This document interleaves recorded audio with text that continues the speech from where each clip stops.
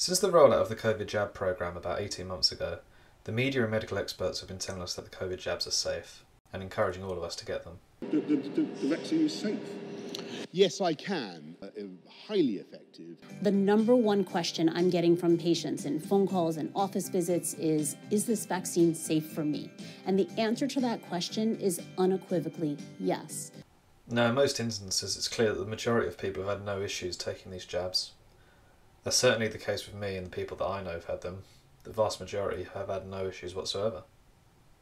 However, according to the government's own statistics, as of the 8th of June 2022, there are currently hundreds of thousands of people who have filed reports for suspected side effects from the jabs, which account for around 2 to 5 complaints for every 1,000 doses issued. This equates to 0.2% to 0.5% of the doses.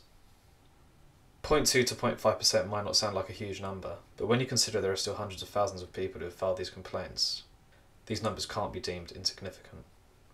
In paying out compensation of £120,000 under the Vaccine Damage Payment Scheme of 1979, it appears that there has been a clear link between taking the jab and this man's death. His death certificate stated that he died due to complications from the jab. Recently, GB News spoke to the fiancé of the victim, and it was a heartbreaking watch.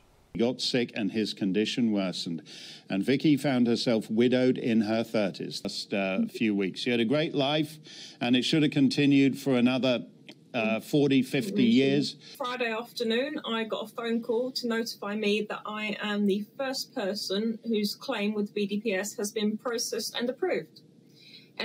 So, yeah, over a year later from when I put in the claim, with a death certificate, it's finally been approved. And they assured me that this would now speed up other claims in the processing, which is very good news because a lot of people are really struggling. There are people who are at risk of losing their houses if they don't get some help soon. They have acknowledged causation, and it just adds legitimacy. As you know, we've been mocked and ignored and told that we're making stuff up and that there's no such thing as vaccine damage for the last year and a bit. And now this confirms there is causation and we can continue to fight on.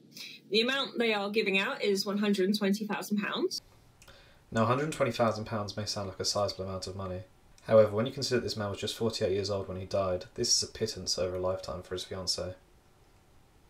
She doesn't even have the ability to sue AstraZeneca for her partner's death, as the company is protected from future claims relating to the side effects of the jab. This was an agreement reached when the jabs were first being rolled out.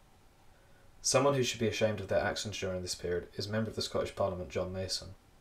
And yesterday he was asked why no one was talking about vaccine injuries. And he tweeted in reply, quote, "More than happy if someone takes us to court, but so far they haven't. Wonder why not? Because their case is so weak." Followed by the emoji for when one is lying on the floor weeping with laughter. Imagine losing a loved one and seeing that response from an elected official.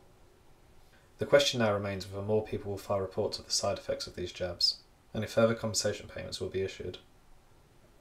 Thanks for listening, everyone. Bye.